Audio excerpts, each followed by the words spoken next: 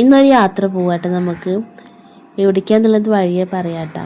പോവാന്ന് വിചാരിച്ചിട്ട് ആ യാത്ര മുടങ്ങിപ്പോയവരുണ്ടോ ഈ എന്നെ പോലെ? പക്ഷെ ഈ യാത്ര ഒന്ന് കണ്ണടച്ച് തുറക്കുന്ന സമയം കൊണ്ട് തീരുമാനിച്ചു. ഞങ്ങളുടെ കല്യാണം കഴിഞ്ഞതിന് ശേഷാട്ടാ അനീഷേട്ടൻ്റെ ഓട് വീട് പൊളിച്ചിട്ട് വാർപ്പാക്കണത്. അപ്പോൾ ഇവിടെ വീട് പണി ആയതുകൊണ്ട് അനീഷേട്ടൻ വർക്ക് ചെയ്യുന്ന സ്ഥലത്തേക്ക് കൊണ്ടുപോയിട്ടാ. അനീഷേട്ടൻ വർക്ക് ചെയ്യുന്നത് കോയമ്പത്തൂരാണ്. ഇപ്പം മനസ്സിലായല്ലോ നമ്മൾ എവിടേക്കാണ് പോകണമെന്നുള്ളത്. അപ്പോൾ അവിടെ നിൽക്കുന്ന സമയത്ത് നമ്മളവിടെ അയ്യപ്പൻ്റെ അമ്പലത്തിൽ പോയിട്ട് ഒരു വഴിപാട്ട് പറഞ്ഞിട്ടുണ്ടായിരുന്നു. നമുക്ക് ആദ്യം ജനിക്കുന്ന കുട്ടിക്ക് നമ്മളവിടെ ചോറ് കൊടുക്കുന്നുള്ളത്. അപ്പോൾ നമ്മൾ പോണത് കോയമ്പത്തൂർ ഒരു അയ്യപ്പൻ്റെ അമ്പലം ഉണ്ട് കേട്ടോ. അവിടെ അക്കുടിന് ചോറ് കൊടുക്കാനാണ്. അക്കുടിന് ഇപ്പോൾ 6 വയസ്സ് കഴിഞ്ഞിട്ടാ. അങ്ങനെ രാവിലെ തീരുമാനിച്ചു. ഉച്ചയ്ക്ക് ഞങ്ങൾ കുറ്റിപ്പുറം റെയിൽവേ സ്റ്റേഷനിൽ പോയിട്ട് കോയമ്പത്തൂർക്കുള്ള വണ്ടി കയറി.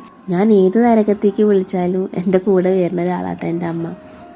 അപ്പം അമ്മനെയും കൂട്ടിയിട്ടാണ് ഞാൻ കോയമ്പത്തൂർക്ക് പോണത്.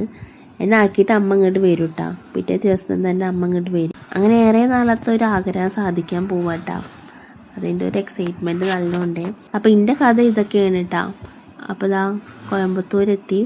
ഇവിടേക്ക് അനീഷേട്ടൻ വിളിക്കാൻ വരും. അപ്പം അനീഷേട്ടനെ തപ്പി നടക്കാൻ കേട്ടോ. പൊതുവേ പറയുന്നൊരു കാര്യമല്ലേ, ആൺകുട്ടികൾക്ക് അമ്മമാരെയാണ് കൂടുതൽ ഇഷ്ടം എന്നുള്ളത്. പക്ഷെ എൻ്റെ കാര്യത്തിൽ നേരെ തിരിച്ചാണ് കേട്ടോ. അച്ഛനെ കിട്ടിയ 2 പേർക്ക് എൻ്റെ ആവശ്യമില്ല. ഇനി റൂമിൽ പോയി കുളിച്ച് ഭക്ഷണം കഴിച്ചിട്ട് സുഖമായിട്ടൊന്ന് ഉറങ്ങണം. അപ്പോൾ വീഡിയോ ഇഷ്ടപ്പെട്ടാൽ സപ്പോർട്ട് ചെയ്യാൻ മറക്കരുത് കേട്ടോ. ബായ്.